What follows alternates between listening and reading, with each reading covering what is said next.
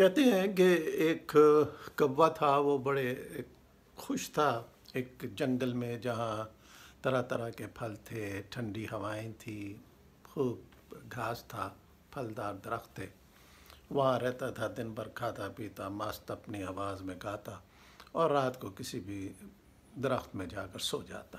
زندگی بڑی پرسکون گزر رہی تھی کہ اس نے ایک دن یہ دیکھا کہ ایک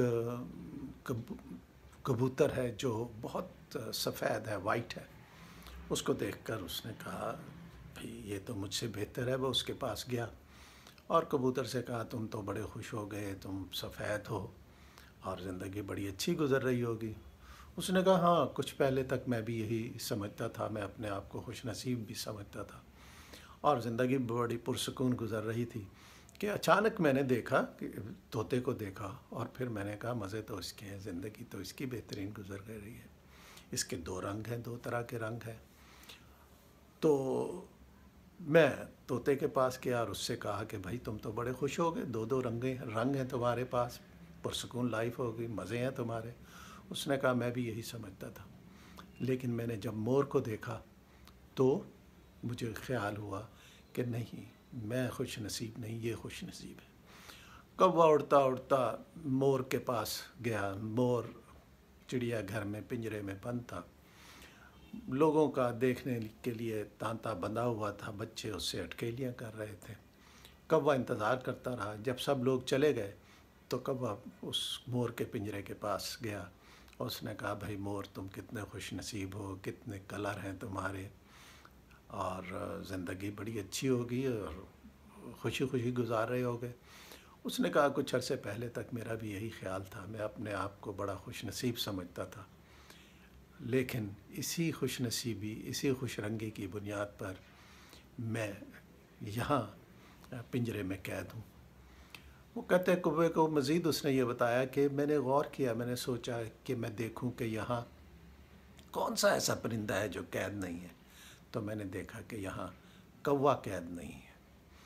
تو کوے نے یہ سن کر شکر ادا کیا اور واپس جنگل کی طرف چلا گیا۔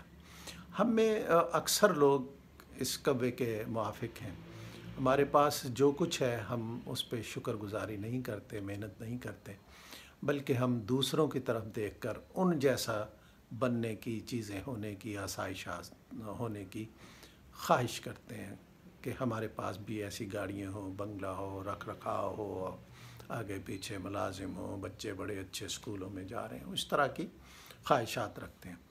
اور یہ خواہشات جب موجودہ ذرائع سے پوری نہیں ہوتی تو پھر وہ ناجائز ذرائع کی طرف مائل ہو جاتا ہے۔ اس طرح جو ایک اس کی پرسکون زندگی تھی وہ مشکل میں پھنس جاتی ہے، وہ خواہشات کے پنجرے میں بند ہو جاتا ہے، اور اس پنجرے میں بند ہونے کی بنیادی وجہ اس کی نہ صرف خواہشات بلکہ ان خواہشات کو برے ناجائز ذرائع سے حاصل کرنا ہوتا ہے، اور آخرش اسے شرمندگی کے علاوہ کچھ نہیں ملتا، دنیا میں بھی، دنیا کے آخرت میں بھی۔ تو اس سے بچنے کا واحد طریقہ یہ ہے کہ انسان کے پاس جو کچھ ہے اس پہ وہ اللہ تعالیٰ کا شکر گزار ہو، مزید محنت کرے تاکہ وہ بہتر ہو سکے، جائز ذرائع سے ہو سکے، چیزیں حاصل کر سکے۔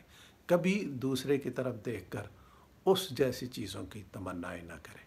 اگر ایسا کرے گا تو پھر مشکلات میں گرفتار ہو جائے گا۔